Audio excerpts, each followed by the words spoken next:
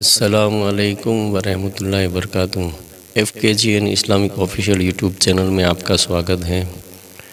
حافظ طاہر قادری اور مفتی سلمان اظہری صاحب کی یہ بہت ہی پیارا پروگرام ہے جو ان کی چینل میں چلا ہے، تو انشاءاللہ میں نے بھی سوچا ہے کہ چلو میں اس کے اوپر بھی ایک ریئیکٹ والا ویڈیو بنا دیتا ہوں، اور بہت ہی پیارا ویڈیو ہے، قرآن شریف کے اوپر ریسرچ ہے، جس میں مفتی صاحب نے یہ بتایا ہے کہ قرآن کا چیلنج قیامت تک ہے، اور کوئی اس چیلنج کو ہے نا وہ ایکسیپٹ نہیں کر سکتا، کیونکہ یہ اللہ کا کلام ہے۔ قرآن کے اندر کھلا چیلنج دیا ہے، بہت سے لوگوں نے اس کو ایکسیپٹ کر کے پھر اس کے اوپر محنت بھی کری، لیکن کوئی اب تک کامیاب نہیں ہو سکا ہے۔ تو آپ لوگ مفتی صاحب اور حافظ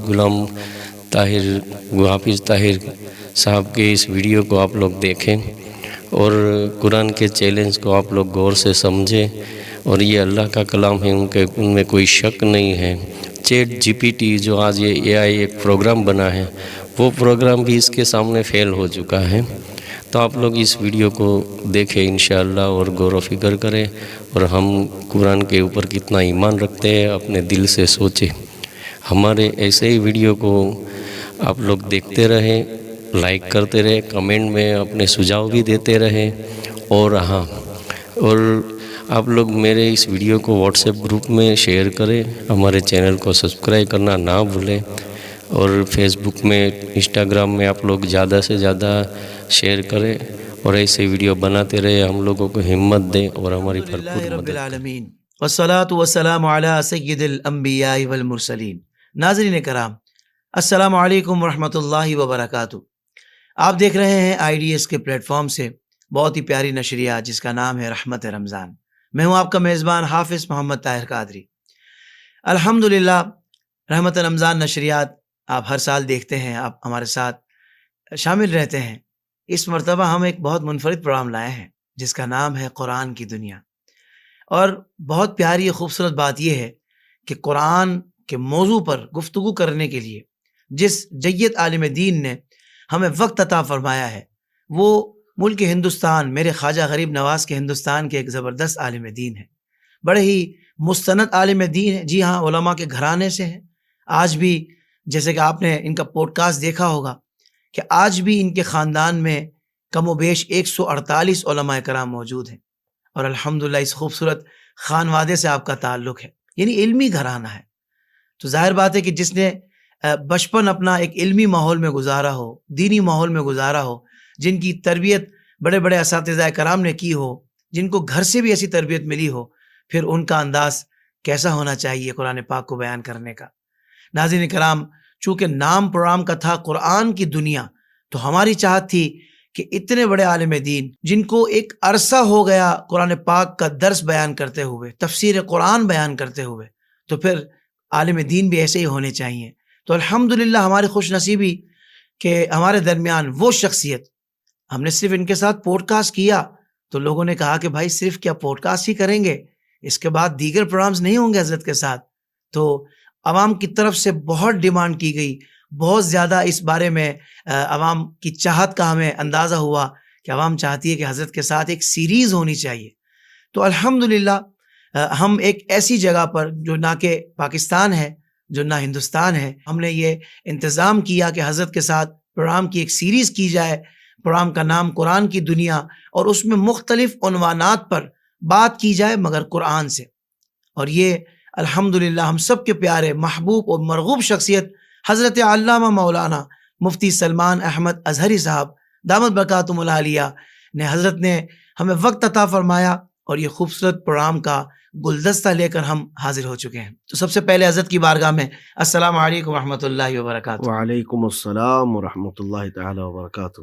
مفتی صاحب، آپ کے ساتھ جب پوڈ کاسٹ کیا تھا تو یقیناً آپ کو بھی اندازہ ہوا ہوگا کہ لوگ پاکستان سے بھی بلکہ پوری دنیا سے الحمدللہ اور پورے ہندوستان سے لوگ آپ سے بڑی محبت کرتے ہیں۔ تو اس کے بعد آپ کو بھی آپ کے خاص دوستوں نے، خاص لوگوں نے کہا ہوگا کہ بھائی مزید پروگرامز بھی ہونے چاہیے IDS کے ساتھ، کیا جذبات ہیں آپ کے؟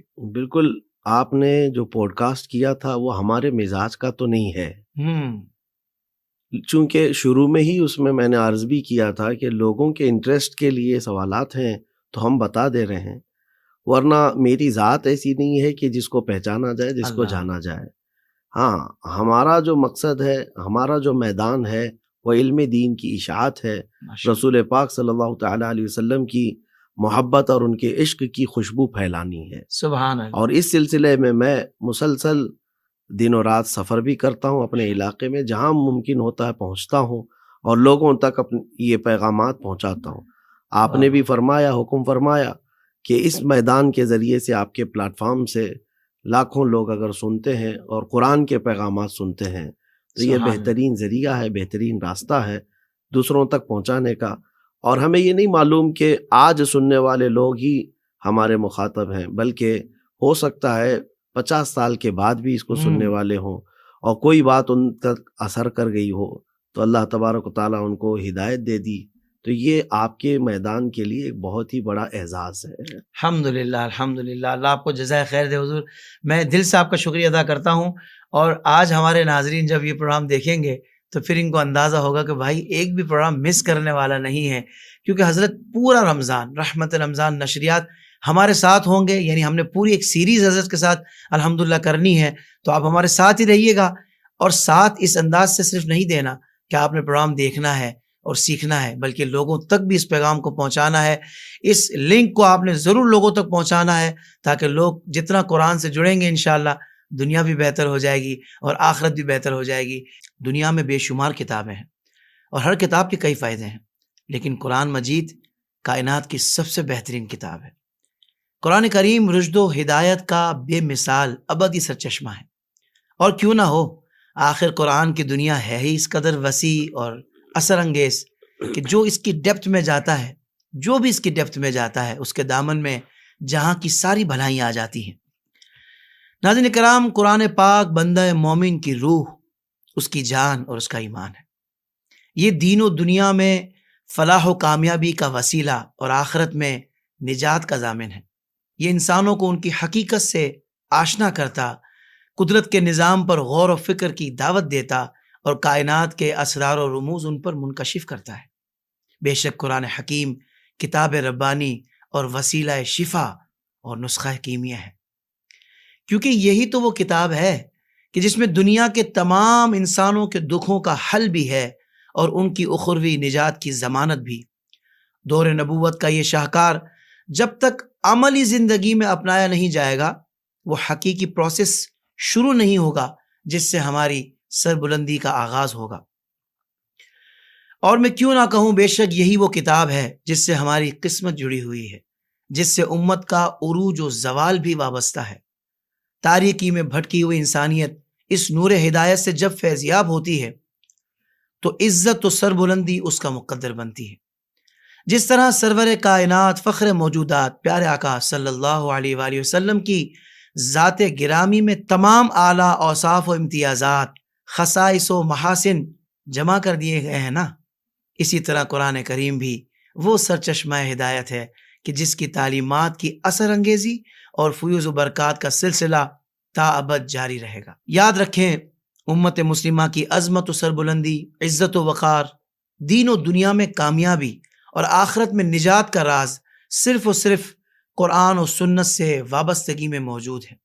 ناظرین کرام، آئیے بڑھتے ہیں، کیونکہ آج کا جو ہمارا ٹاپک ہے نا، وہ ہے قرآن کے نزول سے اس کے تدوین تک کی کیفیات۔ آپ کہیں گے پروگرام کا نام قرآن کی دنیا، اور پہلا عنوان بھی اتنا شاندار کہ بنیادی اس میں گفتگو ہوگی قرآن پاک کے حوالے سے، کیونکہ نزول سے لے کر اس کی تدوین تک کی جو کیفیات ہیں اس بارے میں مفتی صاحب آج کلام فرمائیں گے۔ تو مفتی صاحب آغاز کرتے ہیں گفتگو کا۔ میں چاہوں گا سب سے پہلے یہ ارشاد فرمائیں، کیونکہ دیکھیں معترضین جو ہیں وہ مختلف قسم کے اعتراض بھی کرتے رہتے ہیں، اور بہت سارے اہل محبت ہیں کہ جن کو بنیادی باتیں نہیں پتہ ہوتی، تو پتہ ہونا یوں بھی ضروری ہے۔ تو یہ اس بارے میں ارشاد فرمائیں کہ قرآن کریم جو کہ اسلام کی بنیاد ہے، یہ کیسے مان لیا جائے کہ یہی اللہ کی کتاب ہے؟ اس بارے میں قرآن کیا کہتا ہے، یہ ارشاد فرمائیں۔ الحمد للہ وکفا وسلام علی حبیبہ المصطفیٰ، اما بعد فاعوذ باللہ من الشیطان الرجیم، بسم اللہ الرحمن الرحیم۔ اللهم صل على سيدنا ومولانا محمد معدن الجود والكرم وآله وأصحابه الكرام وابنه الكريم وبارك وسلم صلاة دائمة سرمدا أبدا بحمدہ تعالی و بکرم مصطفیٰ صلی اللہ تعالی علیہ وسلم. آپ نے اس سلسلے کا آغاز فرمایا ہے جس کا نام ہی آپ نے رکھا قرآن کی دنیا. جی بلکہ ہم سب کی دنیا ہے ہی یہی. واہ واہ جو قرآن کی دنیا ہے وہی ہم مومنین کی دنیا ہے. قرآن جو چاہتا ہے اس کے مطابق زندگی گزارنا ہی ایمان والے کے لیے ضروری ہے. اب چونکہ آپ نے اس سلسلے کا آغاز فرمایا تو ابتداءً جو ہے لوگوں کو، ناظرین کو یہ چاہیے کہ قرآن کے متعلق تھوڑی معلومات تو حاصل کر لیں. سبحان اللہ. اور سچ کہہ رہے ہیں آپ کے معترضین جو ہے الگ الگ انداز میں اعتراضات لا رہے ہیں، جبکہ یہ ان کے پرانے اعتراضات ہی ہیں. صحیح. لیکن وہ کتابوں میں موجود ہیں اور علماء اسلام نے اس کے شافی و وافی جوابات بھی عطا کیے ہیں. چونکہ سوشل میڈیا کا زمانہ ہے، ہمارے نوجوان کتابوں کو دیکھتے نہیں، اور جو نیٹ پر آیا ہے اور جو سوشل سائٹس پر آیا ہے اسی کو وہ سب کچھ سمجھ جاتے ہیں. جی اسی لیے ان کے پھیلائے ہوئے پروپیگنڈوں سے متاثر ہو جاتے ہیں اور سوچتے ہیں اس کا جواب کیا ہوگا. تو ہم اب ان سب کے جوابات لے کر کے سوشل میڈیا پر بھی آئے ہیں. جہاں سے تم سیند مارنے کی کوشش کرو گے قرآن یا ذات رسول پر، ہم وہاں آ کر کے تمہیں جواب دیں گے. کیا بات ہے مفتی صاحب. سبحان یہی اللہ. وجہ ہے کہ اس میدان کو ہم لوگوں نے منتخب کیا ہے. واہ واہ واہ. بہرحال قرآن پاک اللہ رب العزت کی وہ کتاب جس میں شک کی گنجائش نہیں، جس کی شروعات ہی ہوتی ہے الف لام میم ذالک الکتاب لا ریب فیہ. یہ وہ عظمت والی کتاب جس میں شک کی گنجائش نہیں. دیکھیں اب یہاں پر ایمان والوں کے لیے تو بات صحیح ہے کہ وہ پہلے سے ایمان لایا ہوا ہے بندہ، اور وہ قرآن پاک میں رائے کے دانے کے برابر بھی شک نہیں کرتا. اللہ کی کتاب ہے. اب آپ چونکہ سوال آپ کا یہ ہے کہ اللہ کی ہی کتاب ہے کیسے مانا جائے، تو پھر اس کے لیے قرآن کے چیلنجز جو قرآن نے خود اپنے اندر رکھے ہیں، واہ واہ، وہ ایسا نہیں ہے کہ اس زمانے کے لیے تھے، آج تک چل رہے ہیں. جیسے قرآن پاک میں رب تبارک و تعالیٰ نے فرمایا قُلْ لَئِنِ اجْتَمَعَتِ الْإِنسُ وَالْجِنُّ عَلَىٰ أَن يَأْتُوا بِمِثْلِ هَٰذَا الْقُرْآنِ لَا يَأْتُونَ بِمِثْلِهِ وَلَوْ كَانَ بَعْضُهُمْ لِبَعْضٍ ظَهِيرًا. محبوب آپ فرما دیں کہ اگر سارے انسان جمع ہو جائیں اور سارے جنات جمع ہو جائیں اور ایک دوسرے کی مدد کریں، اس طرح کا قرآن لانا چاہیں تو لا نہیں سکیں گے. واہ واہ واہ واہ واہ. یہ 15ویں پارے کی آیت ہے. تو رب تبارک و تعالیٰ نے جب یہ فرمایا قرآن کی یہ آیت موجود ہے تو یہ چیلنج ہے قرآن کا کہ اگر واقعی تم یہ کہتے ہو کہ اس طرح کی کتاب تو انسانوں کی بنائی ہوئی ہو سکتی ہے تو لاؤ پھر اس طرح کی کتاب. یہ تو کلام ربانی کی بات ہوئی، لا نہیں سکو گے. اور رب تبارک و تعالیٰ نے اس کے بعد پھر تخفیف فرمائی، ارشاد فرمایا فَأْتُوا بِعَشْرِ سُوَرٍ مِثْلِهِ. اس کے مثل جو ہے 10 صورتیں تو لے آؤ. اس کے بعد پھر ہوا قُلْ فَأْتُوا بِسُورَةٍ مِثْلِهِ کہ اس کے مثل جو ہے نا ایک سورہ تو لے کے آؤ. تخفیف ہوتی گئی. یہ چیلنجز ہیں قرآن پاک کے. اور پھر اللہ تعالیٰ نے یہ بھی فرمایا وَإِن كُنتُمْ فِي رَيْبٍ مِّمَّا نَزَّلْنَا عَلَىٰ عَبْدِنَا فَأْتُوا بِسُورَةٍ مِّن مِّثْلِهِ. ایک سورہ اس کے مطابق لے آؤ اگر تم شک کرتے ہو ہمارے بندے پر اتاری ہوئی، بندے خاص یعنی رسول پاک صلی اللہ علیہ وسلم پر اتاری ہوئی اس کتاب میں تمہیں شک ہے تو لاؤ اس طرح کی ایک سورہ. اب میں آپ کو بتاتا ہوں کن لوگوں کو یہ چیلنج کیا جا رہا ہے. وہ عرب جو فصاحت و بلاغت میں ان کا یہ کمال بات تھا. صاحب واہ واہ واہ، کیونکہ لٹریچر سے تعلق رکھنے والی چیز ہے. بہت اچھے، واہ واہ واہ. تو اس زمانے کے جو عرب دان تھے وہ آج کے عربیوں سے کئی درجے اوپر پہنچے ہوئے ہیں. آج کے جتنے بھی عرب ہوں گے یہ اپنی زبان کو صحیح یا غلط پہچاننے کے معیار کے لیے انہی پرانے شعراء کا ہی واسطہ لینا ہوگا. ان کو بالکل صحیح، انہی کا ریفرنس دینا ہوگا کہ فلاں نے یہ استعمال کیا تھا تو یہ عربی کی فصیح چیز ہے. تو اس زمانے کے شعراء اور اس زمانے کے فصحاء بلغاء کو یہ چیلنج ہو رہا ہے. لیکن آپ بتائیں کہ ان لوگوں کے پاس جنگیں لڑنے کے لیے بڑا ہتھیار جمع کرنا اور لوگوں کی فوج جمع کرنا اس سب کے لیے وقت تھا، تو پھر قرآن کے جمع کرنے کے لیے کیوں نہیں وہ سیریس ہوئے؟ جیسے مشہور بات ہے کہ اس وقت خانہ کعبہ پر جو ہے مشہور شاعروں کی اشعار لکھ کر کے لٹکائے جاتے تھے، اور جس کا سب سے اچھا ہوتا اس کا شعر خانہ کعبہ کے دروازے پر لگایا جاتا. صحیح ہے.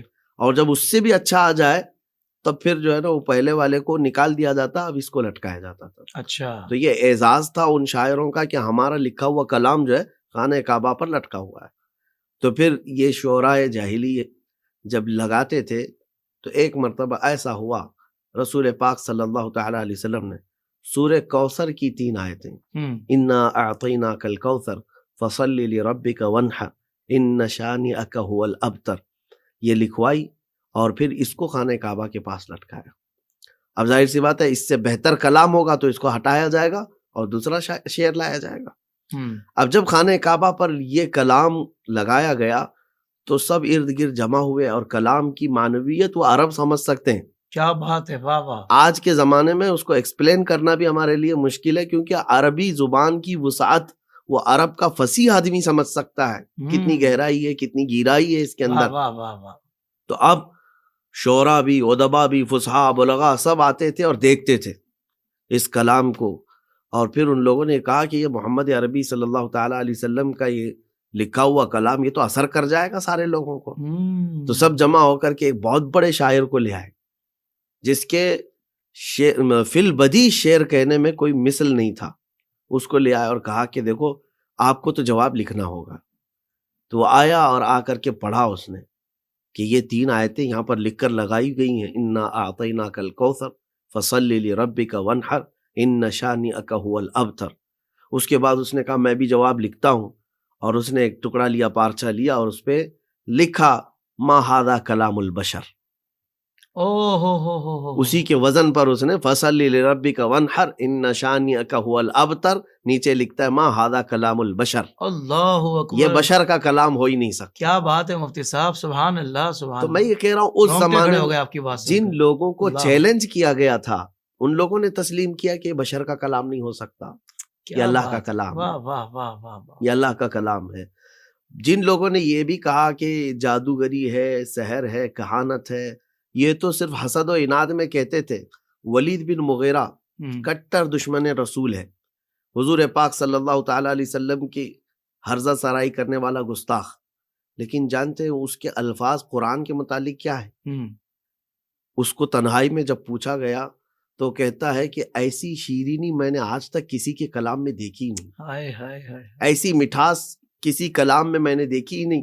وہ دلوں کو کھینچ لیتا ہے کلام جب محمد صلی اللہ علیہ وسلم تلاوت کرتے ہیں. سبحان اللہ. یعنی تنہائی میں ان کفار کا یہ بھی ماننا تھا کہ اس کلام کے اندر کوئی تو ایسی خاصیت ہے تو جو ان کے دلوں کو کھینچ لیتی ہے. ایک مرتبہ ابو جہل جو ہے وہ چھپ کر کے حضور پاک صلی اللہ تعالی علیہ وسلم کے قرآن کی تلاوت سن رہا تھا. تو حضرت عمر رضی اللہ تعالیٰ عنہ چونکہ وہ بھانجے لگتے ہیں ابو جہل کے رشتے میں، تو انہوں نے دیکھ لیا، کہا کہ یہ کیا کر رہے ہیں. پیچھے سے جا کر کے پکڑ لیا اور کہا کہ کیا سن رہے ہو؟ قرآن پاک، باہر اتنی بڑی دشمنی ہے. تو اس نے کہا ہاں تنہائی میں سن رہا ہوں اس لیے کہ اس کلام کے اندر جو جاذبیت ہے، کھچاؤ ہے، میں نے عرب میں ایسا کلام دیکھا نہیں ہے. واہ واہ واہ واہ. لیکن پھر ایمان کیوں نہیں لاتے؟ ناک کا مسئلہ ہے. یعنی یہ ہے کہ اگر ایمان لے آئے تو اتنے دنوں تک جو دشمنی کیا ہے تو وہ لوگ کیا کہیں گے، یہ والا جو مسئلہ ہے نا وہ آج بھی موجود ہے کچھ غیر مسلمین کے لیے جو ہدایت کے قریب نہیں آتے، صرف اس بات کو سوچ کر کے کیا کہیں گے لوگ. لوگوں کے متعلق سوچ کر کے کئی لوگ اصلاح کے راستے پر بھی نہیں آتے. اللہ، یہ بہت بری کیفیت ہے جو شیطان ڈالتا ہے، اصلاح کے راستے پر بھی نہیں آتے. بہرحال قرآن چونکہ اللہ تبارک و تعالیٰ کی کتاب ہے تو یہ اس زمانے میں بھی ایسی محکم تھی اور آج بھی. چلے اس زمانے میں شعراء ادبا وہ نہیں کر سکے، اگرچہ ایک مشہور واقعہ یہ بھی ملتا ہے، لگے ہاتھوں میں آپ کو یہ سنا دیتا ہوں کہ مکہ والے بڑے پریشان رہے کہ چیلنج پر چیلنج ہے قرآن کا کہ اس طرح کی ایک کتاب لے آؤ، اس طرح کی 10 سورتیں لے آؤ، اس طرح کی 10 آیتیں لے آؤ، ایک طرح کی سورے لے آؤ، لا نہیں پا رہے ہیں. جبکہ ان کے جو لکھے ہوئے مکہ کے قصائد ہیں نا عربی میں وہ اتنے زیادہ ہیں کہ ان کا احاطہ مشکل ہے. ان کے جو دیوان ہیں، ارے وہاں ایک آدمی کسی کا انتقال ہو جاتا تو وہ اشعار اتنے پڑھے جاتے کہ 2 سال تک روتے تھے لوگ ان کے اشعار پر. یہ وہاں پر مرثیہ خوانی کا جو سلسلہ تھا، کسی کی ہجو، کسی کی تعریف، اس میں بہت کمال کو پہنچے ہوئے لوگ، لیکن 10 صورتیں یا 1 صورت یا 10 آیتیں بھی نہیں لا پا رہے. تو پھر ان سب لوگوں نے میٹنگ کی کہ جو فصیح و بلیغ شعراء ہیں ان کو کرائے پر حاصل کر لیا جائے. تو مکہ کے بڑے بڑے رئیس حضرات نے کچھ شعراء کا انتخاب کیا جو باہر کے تھے، مکہ میں رہتے نہیں تھے. ان کو بھاری بھرکم انعامات اور ان کو قیمت دینے کی بات کی. کہا اس قرآن کا جواب لے کے آؤ. تو وہ سب کہے کہ یہ تو آسان سی بات ہے، کر کے لائیں گے. لیکن سرسری طور پر آسان سی بات ان کو لگی ہوگی پیسہ دیکھ کر کے. اب وہ گئے اور اس کے بعد سال بھر ماتھا پیٹتے رہے لیکن بنا نہیں سکے. آئے دوسرے سال حج کے موسم میں یہ سب آتے تھے. مکہ کے بڑے بڑے یہ رئیس سب انتظار میں تھے کہ کچھ جواب لائے ہوں گے. پوچھا کچھ لائے؟ ان سبوں نے کہا کہ نہیں، وقت بیت گیا، کچھ لا نہ سکے، کچھ پیسہ اور دو ہمیں، اگلے سال لے کے آ جائیں گے، جواب لے آئیں گے. تو اور پیسہ لے کر کے گئے. پورا سال گزر گیا، پھر بھی جواب نہیں بنا پائے. لیکن کچھ ایسے الفاظ ڈھونڈ کر کے لائے جن کو عرب کے درمیان انہوں نے یہ سمجھا کہ یہ فصیح جملے نہیں ہیں، فصاحت سے گرے ہوئے ہیں، لٹریچر کی لغت نہیں ہے، یہ اصطلاحات نہیں ہیں. 4 جملے وہ ڈھونڈ کر کے لائے قرآن پاک سے، 4 کلمے، جملے بھی نہیں. تو انہوں نے کہا کہ یہی بہت ہے. اب اتنا ہی بتا دیا جائے کہ قرآن فصیح نہیں ہے تو عرب اس کو قبول بھی نہیں کریں گے. جو فصاحت سے گرا ہوا کلام ہے وہ اس کو ایکسیپٹ نہیں کیا جائے گا، کیونکہ دعویٰ تو یہ ہے کہ قرآن کے برابر کی فصاحت کسی کے پاس نہیں ہوگی. تو اب یہ شعراء اگلے سال آئے، یہ سارے مالدار ان کے انتظار میں تھے. پوچھا کچھ لائے؟ تو انہوں نے کہا جواب تو نہیں لا سکے، لیکن 4 غلطیاں لے کے آئے ہیں جو فصاحت سے گری ہوئی ہیں. یہ لٹریچر سے تعلق نہیں رکھتے یہ کلمے، اور یہ قرآن میں آئے ہوئے ہیں. تو اب توجہ چاہتا ہوں میں. پوچھا ان لوگوں نے چلو ٹھیک ہے، اتنا تو کر کے لائے ہو، وہ بتاؤ تو صحیح کیا ہے. تو ان شعراء نے کہا ایک لفظ ہے حضوا. یہ الفاظ بھی یاد رکھنا چاہیے ناظرین کو، کیونکہ یہ واقعہ بھی جو ہے نا بڑا انٹرسٹنگ ہے. حضوا یہ مذاق کو کہتے ہیں عربی میں، لیکن حضوا کا استعمال عرب لوگ نہیں کرتے، استہزاء کہتے ہیں. صحیح، استہزاء ہوتا ہے. حضوا کیا چیز ہے؟ تو انہوں نے کہا یہ تو ایک نیا لفظ دکھتا ہے، عرب اس کا استعمال نہیں کرتے، عربوں میں استعمال نہیں ہے، تو یہ فصاحت سے گری ہوئی چیز ہے. اس کے بعد پھر جو ہے دوسرا لفظ انہوں نے کہا کہ اس میں آیا ہے کبار. کبار جو ہے نا یہ بڑی عمر والے کو کہتے ہیں، اور اصل میں استعمال ہے کبیر. عربی کی لغت میں، عربی کی زبان میں کبیر استعمال ہے. یہ قرآن میں جو ہے نا کبار آیا ہے. تو یہ وَمَكَرُوا مَكْرًا كُبَّارًا قرآن پاک میں یہ بھی ہے. تو انہوں نے کہا یہ فصاحت سے گرا ہوا ہے. 2 کلمے ہو گئے، حضوا، کبار. اچھا، اور آگے چل کر کے وہ کہتے ہیں اور 2 کلمے آئے ہیں لَشَيْءٌ عُجَاب. عجاب، ہاں، لَشَيْءٌ لِشَيْءٍ ہو سکتا ہے قاعدے کے اعتبار سے، گرامر کے اعتبار سے، لیکن یہاں پر لَشَيْءٌ عُجَاب کہا گیا. عجاب نہیں ہوتا، عجیب ہوتا ہے. یعنی کوئی بہت تعجب والی بات ہو، عجیب ہے، لیکن یہاں عجاب کا استعمال ہوا ہے جو کہ عرب استعمال نہیں کرتے. تو مکہ کے جتنے سیٹھ تھے کہا یہ بھی تو بڑی بات ہے، چلو اتنا تو لے آئے وہ 2 سال میں. قرآن کے اندر یہ چیزیں ہیں، ٹھیک ہے. یہ اس زمانے کی بات کر رہا ہوں جس میں قرآن مسلسل چیلنج دے رہا ہے. صحیح. اب یہ ساری چیزیں لے کر کے گئے کہ آپ جاتے ہیں محمد صلی اللہ علیہ وسلم کے پاس اور کہتے ہیں کہ تمہاری یہ جو پیش کی جانے والی کتاب ہے یہ تو فصاحت سے گری ہوئی ہے، اور آپ کہتے ہو اللہ کا کلام ہے. تو یہ سب چیزیں لے کر کے حضور کے پاس آئے. کہا کہ ہم آپ کے کلام سے کچھ غلطیاں لے کر کے آئے ہیں جو فصاحت سے گری ہوئی ہیں، ان کا فصاحت سے تعلق نہیں ہے. حضور پاک صلی اللہ علیہ وسلم نے ان کے کلمے سنے ہی نہیں، کیا ہے کیا نہیں ہے. کہا کہ ٹھیک ہے لے آئے ہو تو اب فیصلہ بھی تو ہوگا نا، فصاحت سے تعلق ہے یا نہیں ہے. اس کے لیے میں ایک طرف ہوں اور تم ایک طرف ہو. ایسا کرو کہ جو عرب کا سب سے زیادہ فصیح انسان ہوگا اس کو آپ لے کے آؤ فیصلے کے لیے. تو ان لوگوں کے اوپر چھوڑ دیا گیا کہ آپ لے کر کے آؤ جو فصاحت اور بلاغت کا بادشاہ ہونا چاہیے، جس پر سب کا اتفاق ہو. بہت اچھے. تو اس وقت عرب کا ایک ایسا بوڑھا آدمی جس کی عمر 96 تھی، 96 سال کا تقریباً، بوڑھا آدمی جو پہاڑوں پر رہتا تھا اور شہر میں صرف اس لیے نہیں آتا تھا کہ شہر کی زبان اس کی فصاحت میں مل نہ جائے، اللہ اکبر، نئے کلمے مل نہ جائیں، شہر اوہ، والے مکس کلچر والے لوگ ہوتے ہیں، اتنا بلند معیار رکھتا تھا. ہاں، کہ مطلب اس کی زبان کی فصاحت میں کوئی بات نہ آئے، اس لیے وہ پہاڑوں کے اوپر زندگی گزارتا رہا. کیا بات ہے. تو عرب کے سارے گئے اس کے پاس اور جا کر کے اس سے کہتے ہیں ایک مسئلہ آ گیا ہے، ایک مسئلہ آ گیا ہے کہ آپ کو فیصل بن کر کے چلنا ہے کہ ہمارے اور محمد صلی اللہ علیہ وسلم کے درمیان ایک مقدمہ ہو رہا ہے. انہوں نے الفاظ تو نہیں کہے لیکن یہ کہا کہ کچھ فصاحت اور بلاغت کے متعلق آپ کو فیصلہ دینا ہے. بوڑھا چل پڑا کہ چلو ٹھیک ہے، فیصل کی حیثیت سے جانا ہے، میں آ رہا ہوں. جب وہ اس بوڑھے آدمی کو منا کر کے لے کر کے آئے حضور پاک صلی اللہ علیہ وسلم کے پاس، اس وقت نبی پاک صلی اللہ تعالیٰ علیہ وسلم جلوہ فرما ہے. لوگوں نے کہا کہ صاحب آئے ہیں اور فیصل کی حیثیت سے آئے ہیں. حضور نے دیکھا تو آپ بیٹھے رہے. بوڑھے کی عمر 96 اور 96 سال کا، اس کے لیے کوئی آپ نے وہ نہیں دکھایا. وہ آ کر کے دیکھا حضور صلی اللہ علیہ وسلم بیٹھے ہوئے ہیں تو وہ بھی آ کر کے بغل میں بیٹھ گیا.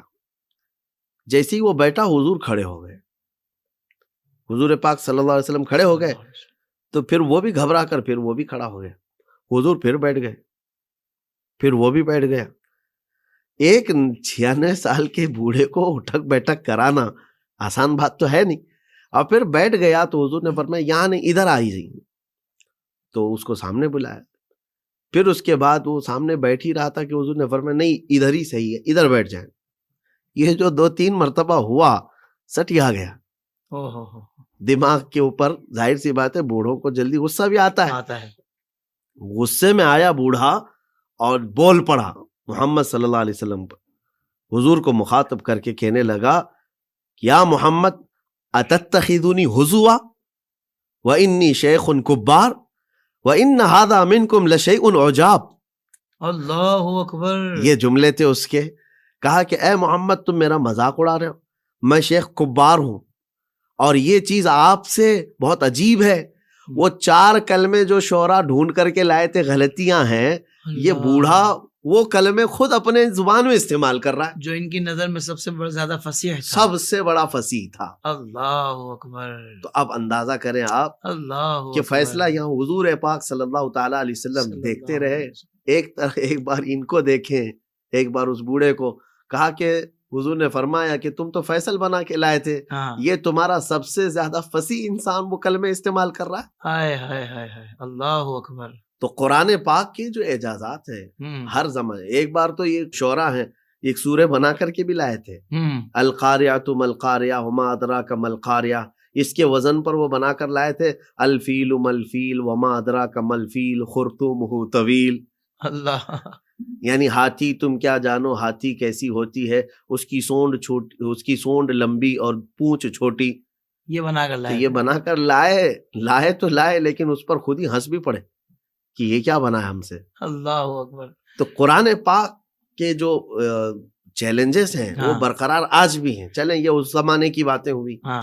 قرآن کو جو اللہ کی کتاب نہیں مانتے یا نہیں سمجھتے تو پھر آج ان کے پاس کس چیز کی کمی ہے؟ ہائی قسم کی ٹیکنالوجی ہے اور ہر چیز تمہارے پاس موجود ہے، تو تم کیوں نہیں بنا لیتے؟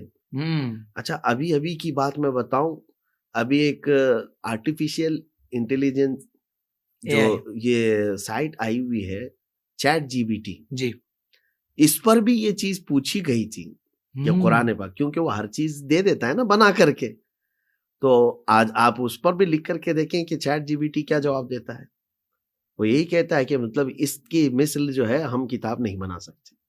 واہ واہ واہ واہ واہ، یہ اس زمانے کی بات میں کہہ رہا ہوں. کیا بات ہے مفتی صاحب، جدید ریسرچ بھی بتا دیا آپ نے. بالکل. اور میں کہتا ہوں اس کے بعد آنے والوں کے لیے بھی چیلنج ہے، قیامت تک کے لیے چیلنج ہے.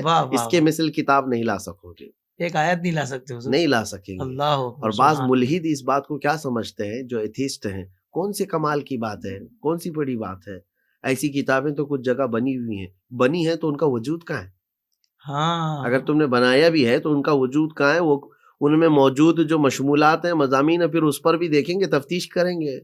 اور قرآن جو ہے نا 1400 سال سے سورج کی طرح چمک رہا ہے. بھونکنے والے بھونکتے بھی رہے اور اعتراضات کرنے والے کرتے بھی رہے، قرآن کی چمک میں کچھ فرق نہیں آیا. سبحان اللہ سبحان اللہ. اور دوسری اس کی سب سے بڑی بات یہ ہے کہ یہ محفوظ کتاب ہے. ایسی محفوظ کتاب کہ اس کی کوئی آیت آج تک بدل نہیں سکا. اب یہاں صورتیں تو بہت دور کی بات ہے، آیتیں کوئی نہیں بدل سکا. جو قرآن پاک جس طرح سے حضور پاک صلی اللہ علیہ وسلم پر اترا تھا اسی انداز سے آج تک یہ قرآن موجود ہے. اللہ سبحان اللہ. اچھا، آخر میں آپ کے اس سوال کے جواب کے آخر میں یہ عرض کروں گا، ہمارے نوجوانوں کے لیے سب سے بڑی چیز جو فخر کرنے کی ہے، دیکھیں کچھ معجزات حضور پاک صلی اللہ علیہ وسلم کے ہیں، جیسے آپ کے لیے اور میرے لیے اور ایمان والوں کے لیے بالکل یقینی ہے. حضور نے چاند کے ٹکڑے کیے، حضور نے سورج کو پلٹایا، نبی پاک صلی اللہ علیہ وسلم کے انگلیوں کے درمیان سے پانی کے چشمے جاری ہوئے. یہ ساری باتیں ہیں. ہو سکتا ہے ایک اجنبی جو ہے اس کو کہے تمہاری کہانیاں ہیں یہ، وہ کہے ہم یقین کرتے ہیں، لیکن سامنے والے کے منہ پر مارنے کے لیے سب سے بڑا چیلنج قرآن پاک ہے. یہ تو موجود ہے ابھی آج بھی. معجزہ ہے رسول اللہ کا، اور معجز ہے یعنی عاجز کرنے والی کتاب ہے. تم کیا بات ہے مفتی صاحب، سبحان اللہ. تو میں یہ کہتا ہوں کہ قرآن سے بڑھ کر کے تمہارے پاس آج کوئی ایسا پروف نہیں ہے. واہ واہ واہ. قرآن جو ہے حضور پاک صلی اللہ علیہ وسلم کا زندہ جاوید معجزہ ہے، اللہ کا کلام، جس کے ذریعے سے تم پوری کائنات کو آج چیلنج کر سکتے ہو، لاؤ اس کے مثل کوئی کتاب ہے تو. واہ واہ واہ واہ سبحان اللہ. ساری کائنات کو چیلنج بھی کیا جا سکتا ہے اور مسخر بھی کیا جا سکتا ہے. بس آج جو زوال جہاں جہاں مسلمانوں کا نظر آ رہا ہے، وجہ یہی ہے کہ قرآن سے دوری ہے. یہ اتنا بڑا آپ کے پاس اتنی عظیم کتاب موجود ہے کہ آج بھی آپ اس کے ذریعے جب آپ منہ توڑ جواب دے سکتے ہیں، منہ بند کروا سکتے ہیں ملحدین کے، تو پھر بھی ہم قرآن پاک سے دور ہیں، اس کی تعلیمات سے دور ہیں. مسلمانوں کچھ تو خیال کرو. مفتی صاحب نے جو واقعہ سنایا نا، تو میرے ذہن میں اعلی حضرت کا وہ شعر آ رہا تھا کہ جب مشرکین نے یہ چاہا کہ بھائی ایسے فصیح و بلیغ عربی جاننے والوں کو ہم نبی پاک صلی اللہ علیہ وآلہ وسلم کے سامنے بٹھا دیں گے کہ نعوذ باللہ نبی پاک صلی اللہ علیہ وسلم ان سے کلام نہیں کر پائیں گے، تو وہ جب حضور کے سامنے بیٹھے تو ان کا حال کیا تھا. اعلیٰ حضرت نے کہا نا کہ تیرے آگے یوں ہیں دبے لچے فصحا عرب کے بڑے بڑے، کوئی جانے منہ میں زبان نہیں بلکہ جسم میں جا نہیں. ناظرین کرام، یہاں ہمارے پروگرام کا وقت مکمل ہوا، مگر سلسلہ ابھی باقی ہے، گفتگو ابھی باقی ہے. تو کل انشاءاللہ اسی موضوع کو ہم کنٹینیو کریں گے. تو آپ لوگوں نے مفتی سلمان اجری صاحب اور حافظ طاہر صاحب کے اس ویڈیو کو دھیان سے دیکھا ہوگا. اس ویڈیو کے اندر ایک چیلنج جو ہے وہ بہت ہی پیارا لگا. جو پہلے کے شاعر لوگ رہتے تھے، بڑے بڑے شاعر، جس کی تختیوں کو، ان کی شاعریوں کو کعبے کے اندر لٹکایا جاتا تھا. اس سے بہتر کوئی اشعار آئے تو اس کی ہٹا کے پھر دوسری لگا دیتے تھے. تو ہمارے نبی کریم صلی اللہ علیہ وسلم نے وہاں پر ایک قرآن شریف کی آیت کو لٹکا دیا جو سورہ کوثر تھی. اِنَّا أَعْطَيْنَاكَ الْكَوْثَرَ فَصَلِّ لِرَبِّكَ وَانْحَرْ إِنَّ شَانِئَكَ هُوَ الْأَبْتَرُ. یہ جو آیتیں، 3 آیتیں ہیں، ان کو لگا دیا.